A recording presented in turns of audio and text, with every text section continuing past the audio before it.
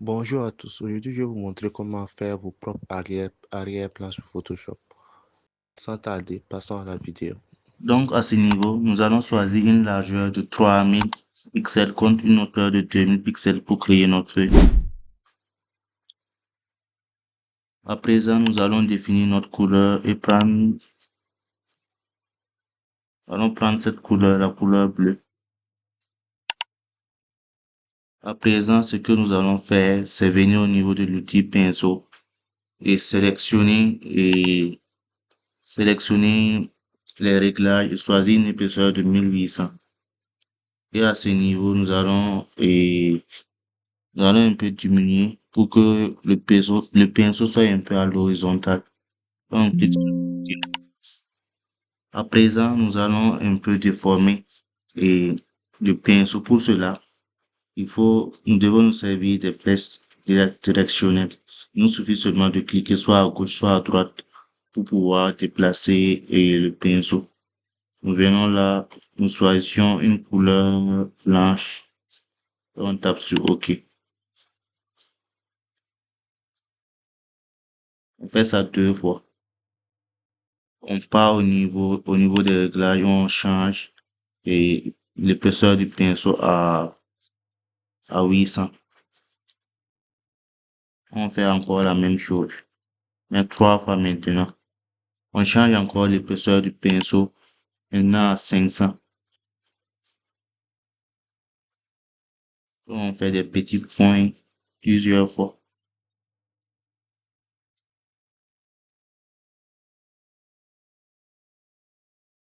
À présent, nous devons changer la couleur, prendre une couleur orange. À ce niveau, et pour sélectionner les points de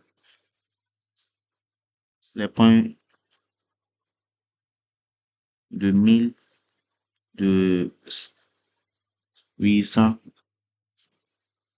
et au niveau des points de 500, nous allons encore changer l'épaisseur du pinceau pour pouvoir pouvoir mettre ça au milieu. Nous allons prendre une épaisseur de 1090 et nous allons continuer à taper au milieu.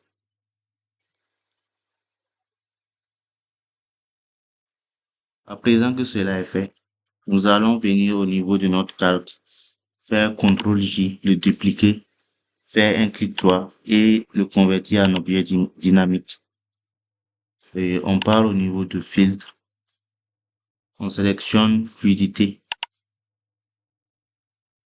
et sélectionner cet outil-là, outil de formation.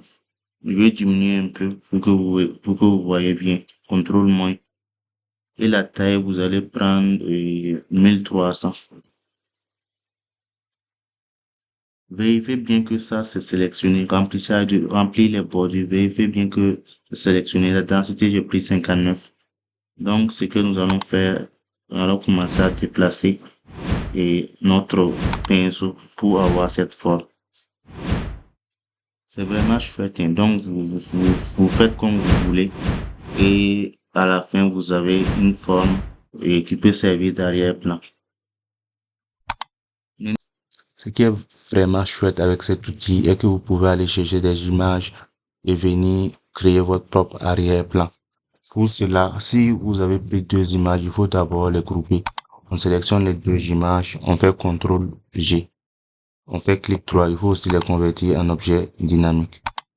Maintenant, après qu'on a converti les 2 images en objet dynamique, et il faut venir au niveau de filtre et choisir ce qu'on avait pris. Fluidité. On garde toujours les mêmes dimensions, les mêmes réglages et on applique seulement. Voilà. On tape sur OK si tout est bon. Là, vous voyez, ça aussi, s'il y a des imperfections, je peux revenir au niveau de filtre, fluidité. Et puis, j'essaye de corriger ça. Voilà. On tape sur OK.